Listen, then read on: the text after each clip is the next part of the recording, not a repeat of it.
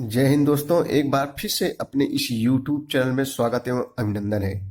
Friends, आज के इस वीडियो में हम जो है कक्षा 12 के विद्यार्थियों के लिए समाजशास्त्र के मोस्ट इंपॉर्टेंट क्वेश्चन लेके आए हैं, जो परीक्षा में कई वर्षों से कुछ दोस्तों जो है पूछे जा रहे हैं। तो बच्चों, देर न करते हुए आइए देखते हैं। पहला क्वेश्चन है कि जो है सामाजिक परिवर्तन को स्पष्ट कीजिए। सामाजिक परिवर्तन किसे कहते हैं? सामाजिक परिवर्तन को स्पष्ट कीजिए।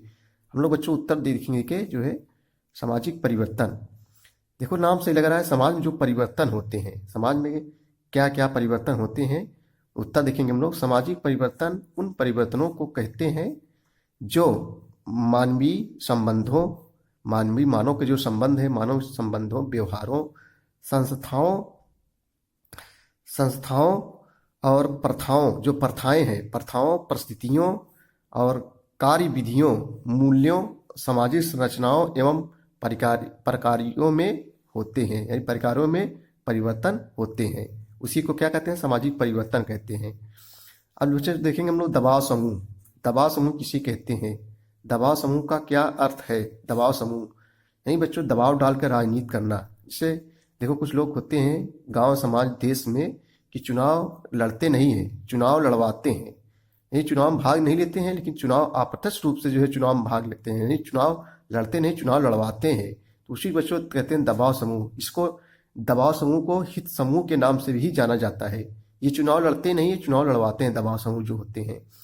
तो दबाव समूह का क्या अर्थ है? देखो, दबाव समूह उसे कहते हैं जो शासकीय गतिविधियों द्वारा या उसके बिना ही राजनीतिक परिवर्तन लाने का प्रयत्न करें, जो उस समय स्वयं किसी विधायिका जो नियम कानून बनता है उसे विधायिका कहते हैं, किसी विधायिका में प्रतिनिधित्व प्राप्त राजनीतिक दल के रूप में ना हो।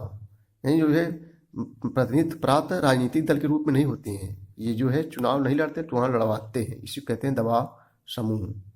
अगला क्वेश्चन देखेंगे हम लोग कि पंचायत के 3 कार्यों को उल्लेख कीजिए। कई वर्षों से ये भी पूछा जा रहा है क्वेश्चन, बहुत इंपॉर्टेंट क्वेश्चन है। पंचायत के 3 कार्यों का उल्लेख कीजिए।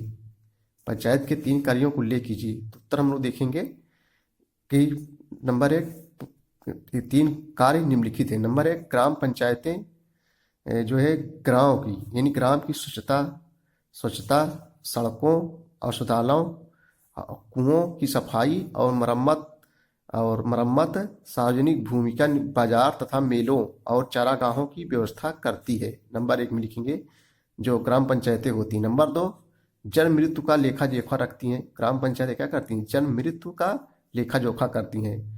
उसके बाद बच्चों में वृक्षारोपण, पशुवंश का विकास, ग्राम सुरक्षा के लिए ग्राम सेवक दल का गठन, सहकारिता का विकास तथा अकाल पीड़ितों की सहायता का जो है कार्य करती हैं।